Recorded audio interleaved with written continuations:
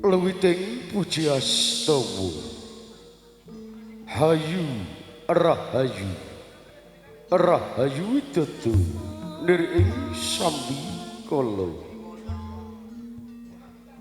rinenggo aruming budaya mahananing pangolaing rasa luhuring budaya pikantuk kanugraning Gusti kang akarya loka atas nama pimpinan hangaturaken sugeng dalu sugeng pinara sugeng pepanggihan kalian keluarga ageng tutur Jawi sandiwara ketoprak siswa budaya ingkang mijil saking Desa Growong Lor, Kecamatan Juwana, Kabupaten Pati. Ingkang pangarsani dening Bapak Haji Mustaqim Anom Sudarsono saha Ibu Hajah Sri Christine Handayani. Bilih kantor sekretariat wonten ing Desa Bakaran Wetan Griya nomor 106 cetanipun timur kantor kepala Desa Bakaran Wetan. Pramiyarsa budaya kakung saha putri saderengipun kita sagudrah saking keluarga ageng tutur Jawi sandiwara ketoprak siswa budaya anglajengaken pagelaran ing dalu punika keparenga kita hangaturaken paraga utawi susunan pelaku ing dalu punika minangkani pamundutanipun bapak-bapak kadang panitia ugi dipun sarujuki Dewan Sutra Dara Ketoprak siswa budaya ing dalu punika badhe beber cariyos pelangi langit Singasari Dawah perangan Rangga Buni Ratu. Pelangi langit Singasari Dawah perangan Rangga Buni Ratu. Sutradara kaasta dening Ki Gedi Sudarno, astrada katindakan dening Bagus Farel Wasiti, pandapuk katindakan dening Ki Bagus Heri Tasmilan. Pagelaran sandiwara ketoprak siswa budaya kairing karawitan siswa laras ingkang dipun sesepuhi dening Bapak Agus Sujamsir Pangliing Suwarawati utawi Waranggono katindakaken Ibu Pami saha Ibu Wiwit ugi karamekaken kru campur sari siswanada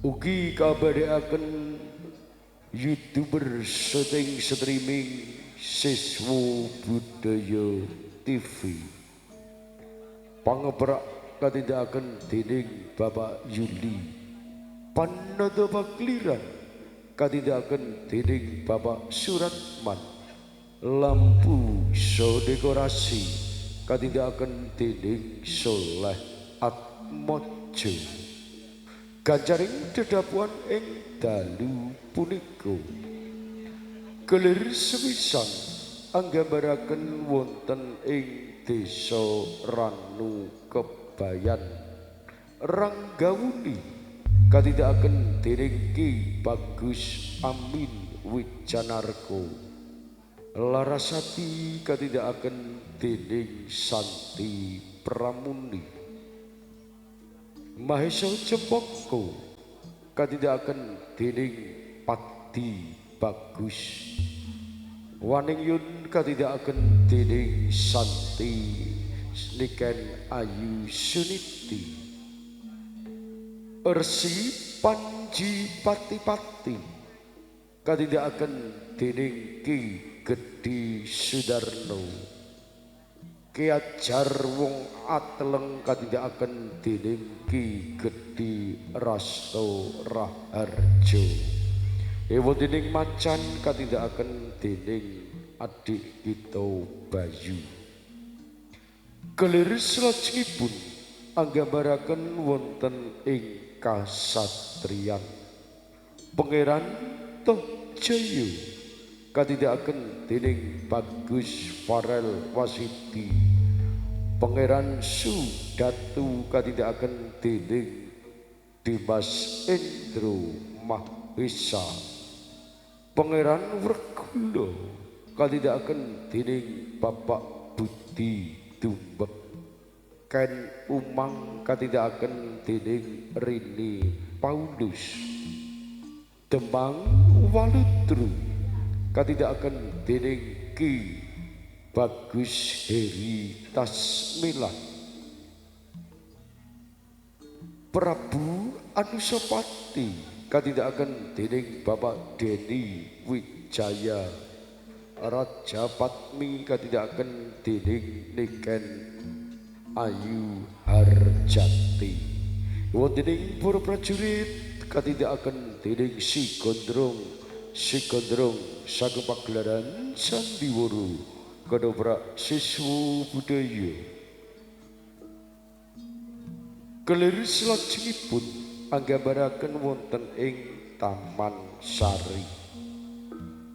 Brojo Dewi katindakaken dening Yeti Mayang Sari. Pangeran Maisa Wong Ateleng katindakaken dening Bapak Andi Suratbin. Guning Baya katindakaken dening Bapak Digdo. Agni Baya katindakaken dening Dimas Agus Widodo. Sendang Langit katindakaken dening Arih Kumalasari. Pangeran Guning Baya katindakaken dening Bapak Jarwi Santoso. Wontening para wanita penglipur katindakaken dening artis ayu saking pagelaran Sandiwara Kadoprak Siswa Budaya Emban. Ing dalu punika katindakaken dening Emban Pesek Alfansa. Repat utawi dagelan katindakaken dening Cak Plenteng, Cak Dodo saha Cak Plentu. Purwamiarsa budaya kakung saha putri. Kala wau gancaripun dedapuan ing dalu punika kanthi lampahan Pelangi Langit Singasari dawah perangan Rangga Wuni Kratu. Pungkasanipun atur saking pagelaran Sandiwara Kadoprak Siswa Budaya angaturaken sugeng amirsani ngantos titi purnanipun pawiyatan ing dalu punika. Kita sesanti Joyo Wijayanti nir ing sambikala sekali merdiko slaminipun dusun Giling Kerajang kalis ing sambikala murah sandang lan pangan. Rahayu sagung dumadi.